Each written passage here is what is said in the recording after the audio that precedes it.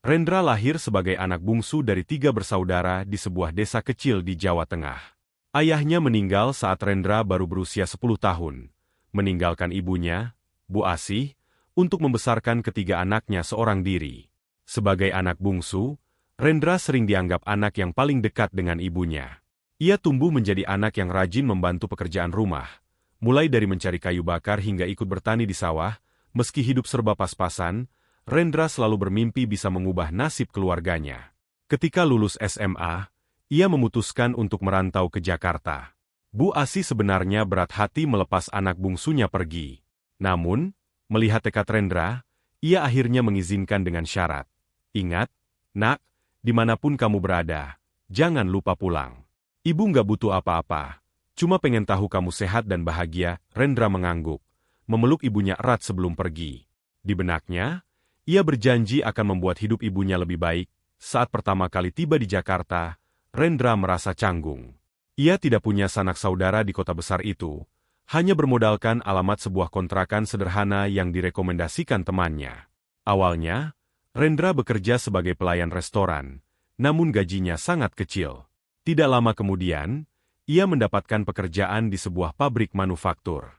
Di sana, ia harus bekerja keras dari pagi hingga malam. Bahkan sering mengambil lembur demi mendapatkan tambahan penghasilan setiap bulan. Rendra menyisihkan sebagian besar gajinya untuk dikirimkan ke ibunya. Bu, ini buat simpanan. Rendra mau nanti kalau pulang, uangnya bisa dipakai untuk biaya pernikahan atau kebutuhan keluarga. Tulisnya dalam surat yang dikirim bersama uang itu. Meskipun hidup sederhana di kota, Rendra tidak pernah mengeluh. Ia lebih memilih makan seadanya dan tinggal di kontrakan kecil, daripada mengurangi jumlah uang yang dikirimkan kepada ibunya. Baginya, kebahagiaan ibunya adalah prioritas utama. 8 tahun berlalu sejak Rendra pertama kali pergi merantau. Selama itu, ia hanya sekali pulang ke kampung, yaitu pada tahun pertama. Setelah itu, ia terlalu sibuk dengan pekerjaannya, dan biaya perjalanan juga cukup mahal. Ia berjanji kepada ibunya, nanti kalau sudah cukup tabungannya, Rendra akan pulang. Ibu tenang saja. Semua uangnya Rendra percayakan ke ibu. Selama bertahun-tahun, komunikasi mereka hanya melalui telepon atau surat. Bu Asih selalu mendoakan keselamatan anak bungsunya. Meskipun ia sering rindu melihat wajah Rendra, namun, di balik semua perjuangan dan kepercayaan itu, ada sesuatu yang tidak pernah Rendra duga. Ibunya menyimpan rahasia besar yang suatu hari akan mengubah segalanya. Suatu malam, setelah seharian bekerja lembur, Rendra duduk di sudut kamar kontrakannya yang sempit. Di tangannya ada ponsel, dan pikirannya terus melayang pada Dinda, pacarnya yang sudah ia kenal selama 2 tahun terakhir.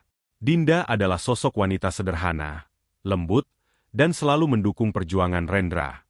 Mereka sering membahas rencana masa depan, termasuk pernikahan. Hari itu, Rendra memutuskan untuk menelepon ibunya, Bu Asih, membawa kabar bahagia yang sudah lama ia nantikan untuk dibagikan. Assalamualaikum, Bu, sapanya ceria saat telepon tersambung. Waalaikumsalam. Nak, apa kabar? Suara Bu Asih terdengar hangat, tetapi sedikit lelah. Ibu, Rendra ada kabar baik. Katanya bersemangat. Alhamdulillah. Kabar apa, nak? Bu Asih bertanya dengan nada penasaran. Rendra mau menikah. Bu, namanya Dinda, pacar Rendra. Orangnya baik banget. Insya Allah ibu bakal suka sama dia. Kami rencana menikah tahun depan. Jadi Rendra mau tahu, sudah berapa uang tabungan Rendra yang terkumpul? Soalnya mau dipakai buat biaya nikah. Jelas Rendra dengan antusias. Hening. Tidak ada suara dari ujung telepon. Rendra mengerutkan kening. Bingung, Bu? Ibu dengar nggak? Tanyanya, mencoba memecah keheningan. Iya. Nah, ibu dengar? Jawab Bu Asih pelan. Namun, nada suaranya berubah. Tidak ada kegembiraan seperti yang Rendra harapkan. Jadi, sudah berapa, Bu? Kan?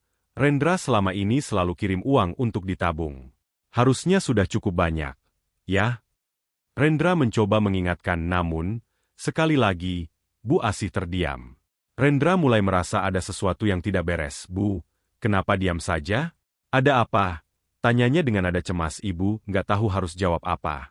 Nak, pulang saja dulu. Nanti kita bicarakan baik-baik. Ucap Bu Asih akhirnya, suaranya terdengar bergetar. Bu, ada apa? Apa uangnya aman? Jangan bikin Rendra khawatir.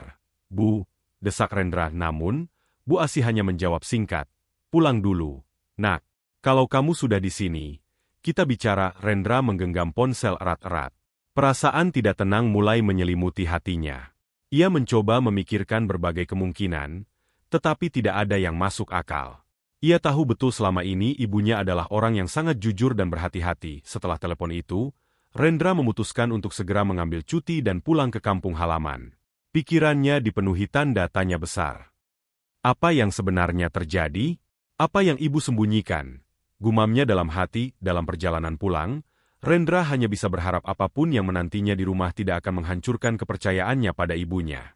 Namun, ia tidak tahu bahwa kenyataan yang akan ia temui lebih pahit daripada apapun yang pernah ia bayangkan. Pagi itu, Rendra tiba di kampung halamannya setelah menempuh perjalanan panjang dengan bus malam. Hawa dingin desa menyapanya, membawa aroma sawah yang basah oleh embun. Rumahnya yang sederhana tampak masih sama seperti yang ia ingat 8 tahun lalu. Temboknya mulai kusam, dan atapnya sedikit miring, seakan menua bersama waktu. Rendra mengetuk pintu dengan perasaan campur aduk. Ia mendengar suara langkah kaki dari dalam, dan tak lama kemudian pintu terbuka. Bu Asi berdiri di ambang pintu, matanya langsung berkaca-kaca melihat anak bungsunya yang lama tak pulang. Rendra, "Nak." Suara Bu Asi bergetar, air mata mulai mengalir tanpa bisa ia tahan. "Ibu," balas Rendra sambil memeluk erat ibunya. Namun, meski pelukan itu hangat, ada sesuatu yang mengganjal di hati Rendra. Perasaan bahwa ada rahasia besar yang akan segera terungkap. Setelah berbasa-basi sejenak, Rendra langsung menuju inti persoalan. Ia duduk di ruang tamu bersama ibunya, lalu berkata, "Bu, Rendra mau lihat buku tabungan yang selama ini ibu simpan." Rendra harus tahu uangnya sudah berapa. Karena rencana nikahnya butuh kepastian, Bu Asi tampak gelisah. Tangannya gemetar saat mengambil buku tabungan dari lemari tua di sudut ruangan. Tanpa banyak bicara, ia menyerahkannya kepada Rendra. Dengan napas tertahan, Rendra membuka buku itu. Matanya menelusuri angka-angka di halaman terakhir. 15 juta rupiah. Hanya itu yang tersisa. Rendra terdiam, tak percaya dengan apa yang dilihatnya. Ia menghitung ulang dalam hati. Selama 8 tahun, ia mengirimkan hampir 200 juta rupiah kepada ibunya. Uang itu adalah hasil kerja kerasnya, hasil dari makan seadanya, tidur di kamar sempit, dan mengorbankan waktu bersenang-senang. "Bu, ini apa?" tanya Rendra akhirnya, suaranya serak. "Kenapa uangnya cuma tinggal segini? Kemana semua yang Rendra kumpulkan?" Bu Asih tidak menjawab. Ia hanya menunduk. Air matanya mulai jatuh membasahi pipinya. "Bu," Rendra tanya. "Kemana uangnya?" desak Rendra. Nadanya mulai meninggi. Bu Asih masih diam. Tangannya meremas ujung bajunya, seakan mencari keberanian untuk bicara. "Bu," jawab. "Dong." Rendra kerja mati-matian selama 8 tahun. Buat apa kalau begini hasilnya? Suara Rendra pecah, kekecewaan dan kemarahan memenuhi dadanya. Akhirnya, dengan suara parau, Bu Asi berkata, "Maafkan ibu. Nah, uang itu ibu pakai buat bantu abangmu, Wawan. Dia datang setahun lalu, bilang butuh modal buat buka usaha. Dia janji nanti kalau usahanya sukses, dia akan kembalikan uangmu." Rendra membeku. Nama Wawan menghantam pikirannya seperti palu. Abangnya yang dulu meninggalkan rumah tanpa peduli, yang tak pernah mengirim kabar, apalagi membantu keluarga, kini menjadi alasan uang tabungannya habis. "Abang," Rendra berseru dengan nada tajam. "Dia bahkan gak pernah peduli sama ibu atau keluarga kita. Kenapa ibu percaya sama dia? Kenapa uang Rendra harus buat dia?" Bu Asih hanya bisa menangis. "Dia anak ibu juga, Nak." Waktu itu dia datang dengan istri dan anaknya, bilang mereka nggak punya apa-apa. Ibu nggak tega. Ibu pikir, ini cara supaya semuanya bisa bahagia. Ibu nggak tahu kalau akhirnya begini. Rendra berdiri dari tempat duduknya, berjalan mondar-mandir dengan frustrasi. Jadi ibu lebih pilih dia daripada Rendra? Uang ini buat masa depan Rendra, Bu. Buat nikah, buat hidup Rendra nanti. Sekarang semuanya hancur. "Ibu nggak pilih siapa-siapa, Nak," jawab Bu Asi dengan tangis yang semakin menjadi. "Ibu cuma ingin membantu anak ibu yang sedang kesusahan." "Tapi sekarang Rendra yang susah, Bu," balas Rendra dengan suara bergetar. Rendra nggak tahu lagi harus bagaimana. Semua kerja keras Rendra selama ini sia-sia. Setelah beberapa saat, Rendra menghela napas panjang, mencoba menenangkan diri. Ia menatap ibunya yang menangis terseduh-seduh di hadapannya. Meski amarah dan kecewa masih menguasai hatinya, ia tidak sanggup melihat ibunya begitu hancur. "Rendra pulang dulu ke kota," katanya pelan. "Ibu jangan cari Rendra dulu. Rendra butuh waktu untuk berpikir." "Rendra, nak, jangan pergi. Ibu mohon," ujar Bu Asih, berusaha menahan anak bungsunya. Namun Rendra hanya menggeleng. "Ibu jaga diri," ucapnya singkat sebelum berjalan keluar rumah, meninggalkan ibunya yang menangis di ambang pintu. Di perjalanan kembali ke kota, Rendra menatap jendela bus dengan perasaan hampa. Ia tidak tahu bagaimana menghadapi Dinda dengan kabar ini. Di sisi lain, rasa bersalah mulai menyelinap di hatinya. Meski kecewa, ia tahu keputusan ibunya pasti diambil dengan berat hati. Tapi luka itu terlalu dalam untuk sembuh dalam waktu singkat. Kepulangan itu bukanlah akhir, melainkan awal dari jarak baru antara Rendra dan ibunya. Jarak yang dipenuhi oleh rasa kecewa, penyesalan, dan cinta yang tak pernah benar-benar hilang. Keesokan paginya, suasana rumah Bu Asih terasa sunyi. Udara pagi yang biasa dipenuhi suara ayam berkokok dan burung berkicau kini terasa sepi. Rendra telah pergi. Kepergiannya meninggalkan kesan mendalam di hati ibunya, yang masih terisak di kamar tidur, memeluk bantal dengan perasaan kehilangan yang tak terungkapkan. Rendra, di sisi lain, merasa hatinya sangat berat saat menaiki bus menuju kota. Ia menatap jalanan yang terus melaju, namun pikirannya seolah terhenti di tempat yang sama. Setiap detik, kenangan bersama ibunya muncul. Kenangan akan pelukan hangat ibunya saat ia pertama kali pergi merantau, dan janji-janji yang ia buat untuk memberikan kehidupan yang lebih baik bagi keluarga. Tapi kenyataannya sekarang sangat berbeda. Perasaan kecewa dan marah menghantui langkahnya, menyisakan luka yang sulit disembuhkan. Rendra merasa bingung. Ia tahu ibunya melakukannya karena cinta, karena tak tega melihat anaknya menderita. Namun mengapa harus mengorbankan semua yang telah ia perjuangkan? Ia hanya ingin menyiapkan masa depan yang lebih baik untuk dirinya dan Dinda. Uang itu adalah harapannya untuk membangun kehidupan baru, untuk memulai keluarga dengan wanita yang sudah sangat berarti baginya. Namun, sekarang, semua itu terasa hilang begitu saja. Di perjalanan, Rendra memegang telepon genggamnya, berpikir untuk menghubungi Dinda dan memberitahukan semuanya, tapi ia menundanya. Dinda tentu akan kecewa, bahkan mungkin merasa bingung, karena ia tahu Rendra selalu membanggakan tabungannya yang bisa digunakan untuk masa depan mereka. Tapi saat itu, Rendra tak tahu bagaimana menjelaskan semuanya tanpa merusak impian yang sudah mereka bangun bersama. Setiba di kontrakan kecilnya, Rendra merasa seolah rumah itu lebih kosong dari sebelumnya. Segala sesuatu yang dulu terasa hidup kini tampak jauh lebih suram. Ia membuka laci meja kerjanya, tempat ia biasa menyimpan surat-surat dari ibunya dan uang yang ia kirimkan. Namun, kini hanya ada surat-surat yang masih tergeletak, tak tersentuh. Bahkan surat dari Bu Asih yang terakhir, yang ditulisnya 2 tahun lalu, terasa semakin berat untuk dibaca. Ia merasa tidak sanggup untuk menulis surat balasan yang selama ini selalu ia lakukan. Setiap malam setelah bekerja, Rendra duduk di meja kerjanya, menatap foto ibunya yang ada di samping komputernya. Hatinya ingin pulang, namun amarah dan kekecewaan lebih dominan. Rendra ingin sekali berteriak, bertanya mengapa Bu Asih mengambil keputusan itu. Mengapa ia merasa perlu membantu Wawan, yang sudah lama tak peduli, sementara anak bungsunya yang setia dan bekerja keras justru diperlakukan seperti ini. Namun, di tengah semua perasaan itu, ia juga tahu bahwa Bu Asih selalu berjuang untuk keluarga mereka. Ia tahu bahwa ibunya tidak berniat menyakiti hatinya. Rendra mengerti bahwa cinta seorang ibu tak bisa diukur hanya dari uang. Namun perasaan kecewa tetap menggerogoti hatinya. Beberapa minggu berlalu, Rendra mencoba kembali ke rutinitasnya. Namun, setiap kali teleponnya berdering, ia berharap itu adalah ibunya. Meskipun amarah masih ada, ia ingin mendengar suara Bu Asih, ingin tahu kabar darinya. Tapi telepon itu tak pernah datang. Dinda juga semakin menyadari perubahan dalam diri Rendra. Mereka semakin jarang bertemu, dan komunikasi mereka pun mulai merenggang. Dinda tidak tahu pasti apa yang terjadi, hanya merasa bahwa Rendra semakin tertutup dan jauh. Kadang-kadang Rendra menelepon, namun setiap kali berbicara, ia merasa seperti ada dinding tebal yang membatasi dirinya dan Dinda. Ia ingin bercerita, tetapi tidak tahu harus mulai dari mana. Hingga suatu malam, Rendra duduk termenung di kamar kontrakannya, menulis sebuah surat yang tidak pernah ia kirimkan. Surat itu penuh dengan kata-kata yang tak sempat ia ucapkan kepada Bu Asih, penuh dengan perasaan yang sulit diterjemahkan. Ia ingin ibunya tahu bahwa meskipun kecewa, ia tetap mencintainya. Bahwa meskipun jarak antara mereka semakin jauh, kasih sayang itu tidak pernah luntur. Isi suratnya yang berisi ibu, aku marah, aku kecewa, dan aku merasa dikhianati. Tapi aku juga tahu, ibu melakukannya karena cinta, karena ibu ingin anak-anak ibu bahagia.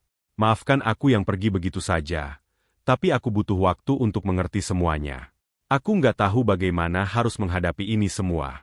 Aku masih mencintaimu, Bu. Aku harap suatu hari nanti kita bisa bicara, tanpa rasa marah ini. Aku akan kembali, tapi entah kapan. Namun, surat itu tetap tergeletak di atas meja, tidak pernah dikirim. Di dalam hati Rendra, ada kerinduan yang mendalam terhadap ibunya, tetapi juga kebingungannya untuk bisa mengatasi perasaan itu. Di desa, Bu Asih selalu memandang jalanan dengan harapan, menunggu Rendra pulang. Setiap kali ada kendaraan yang melintas, ia selalu berharap anak bungsunya itu datang dengan membawa senyum, mengakhiri ketegangan yang terbentuk antara mereka. Tapi harapan itu tak kunjung tiba. Malam-malam panjang berlalu, dan Bu Asih tetap menunggu. Meskipun ia tahu bahwa Rendra mungkin tidak akan kembali dalam waktu dekat. Ia menangis setiap kali sepi melanda. Namun ia tetap percaya bahwa suatu saat nanti, hubungan mereka akan sembuh. Meski waktu yang diperlukan mungkin sangat lama, kepergian Rendra bukan hanya tentang jarak fisik yang semakin jauh, tetapi juga tentang jarak emosional yang semakin sulit untuk dijembatani.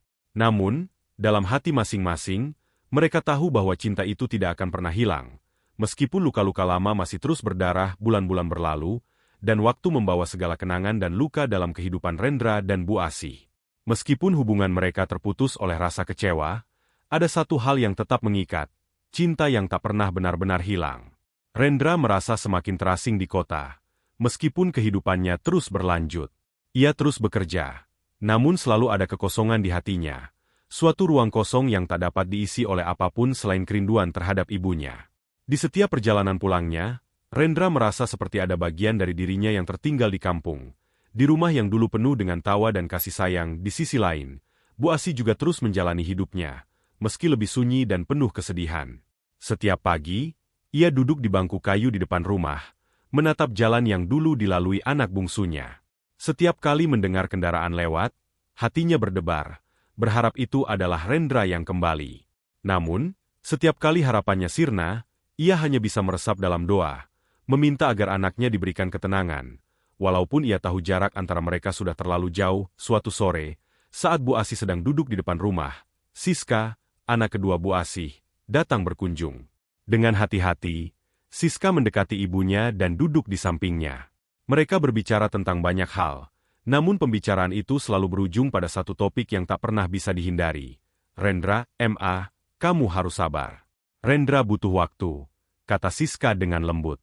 Mungkin dia marah, tapi dia tetap sayang sama ibu. Bu Asih hanya mengangguk, meskipun matanya masih terlihat merah. Ibu cuma ingin dia tahu, meskipun ibu salah, ibu nggak pernah berniat menyakiti dia. Ibu cuma ingin yang terbaik buat anak-anak ibu. Kalau Rendra bisa kembali, ibu cuma mau bilang. Ibu minta maaf, tahun demi tahun berlalu, dan meskipun Rendra tidak kembali, perasaan itu tetap ada di dalam dirinya. Rindu yang tak pernah hilang, penyesalan yang tak bisa dihapus.